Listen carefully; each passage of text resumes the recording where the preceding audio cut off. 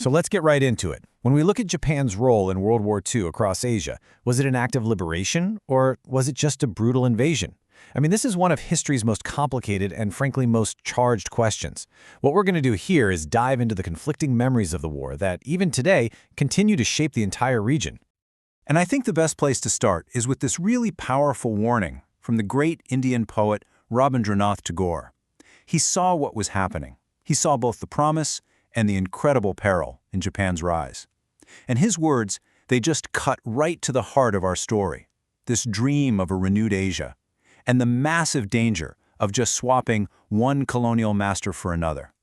So this is it. This is the big question we're tackling. Was Japan a liberator, breaking the chains of Western empires, or was it really just a new conqueror with its own agenda? The truth? Well, the truth is incredibly messy, and it really depends entirely on who you ask. To even begin to wrap our heads around this, we have to start with something that sounds super basic. What was the war actually called? Because as it turns out, the name itself was a battleground, a fight to control how history would be remembered. Just look at the difference here. It's night and day.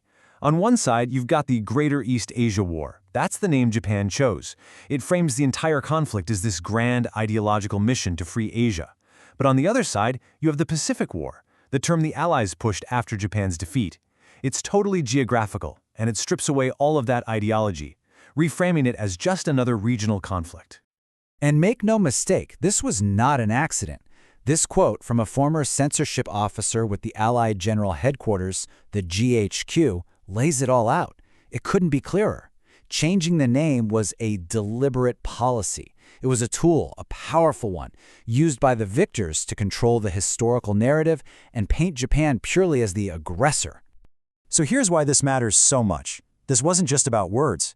Think about it. For generations of Japanese people who were only taught the term Pacific War, their whole understanding of why their country went to war was shaped by the victors. And what's more, for many other Asian nations caught in the middle, both names were kind of a problem.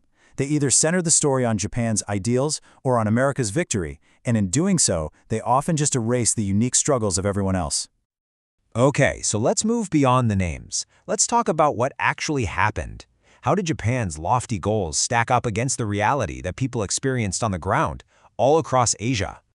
For some people, like the famous Indian nationalist Subhash Chandra Bose, Japan looked like a real opportunity. He saw them as a powerful ally, in fact, the only nation that could possibly challenge the British Empire and help India win its freedom. So from his point of view, Japan was a strategic liberator. It was a means to an end.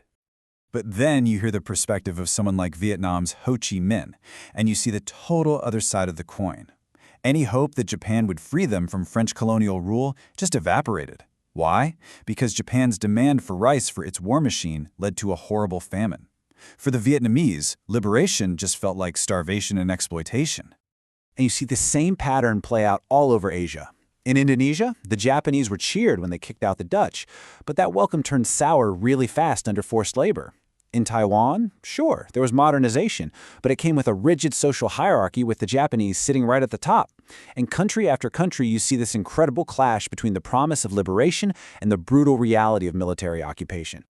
Right at the center of all of this, you have one man, Emperor Hirohito, and his personal vision, what he really wanted, and his actual role in the war. It's still one of the most hotly debated parts of this entire history. So, let's go straight to the source. These are the emperor's own words from his famous surrender broadcast. He frames the whole war as a defensive act, something necessary for Japan's own survival and for the stability of Asia. And he says it right there. It was never his intent to conquer other nations or take their land. This was his justification. But of course, it's never that simple, is it?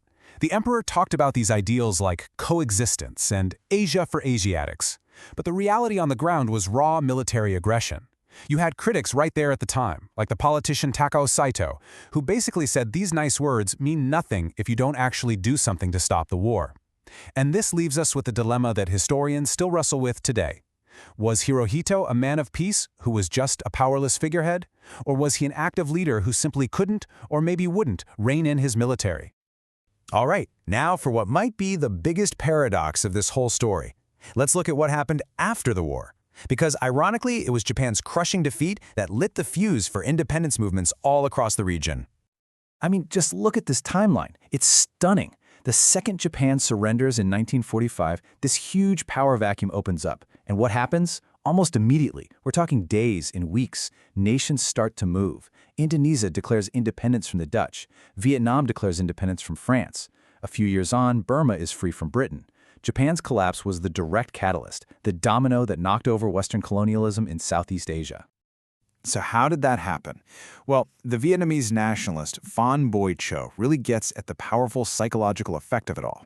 Even though Japan ultimately lost, its early victories completely shattered the myth of European invincibility. For the first time, people across Asia saw an Asian power beat their colonial masters, and that planted a powerful seed, the idea that they could stand on their own 2 feet. And that brings us right to the heart of this paradox, Japan's dual legacy. It was a liberator and an oppressor at the exact same time. On one hand, it shattered that myth of Western power and was the catalyst for independence. On the other hand, it imposed a brutal military regime, stole resources, and treated its supposed Asian brothers with incredible arrogance. Both of these things are completely true. You know, I don't think anything captures this complicated reality better than this quote from a Burmese independence activist. It wasn't an either-or situation. It was a both-and. It was suffering and courage. It was oppression, but also the inspiration to fight for your own freedom. And to really get a handle on this history, you have to be able to hold both of those conflicting truths in your mind at the same time. So, we're not going to end this with a neat little answer, because that's not how history works. Instead, we're going to leave you with a question to think about. History is never just one story told by one person. It's a course of conflicting voices, clashing experiences, different ideals, different memories. And maybe the real challenge for us, today, is figuring out which of those voices we need to listen to build a more complete, a more honest understanding of our shared past.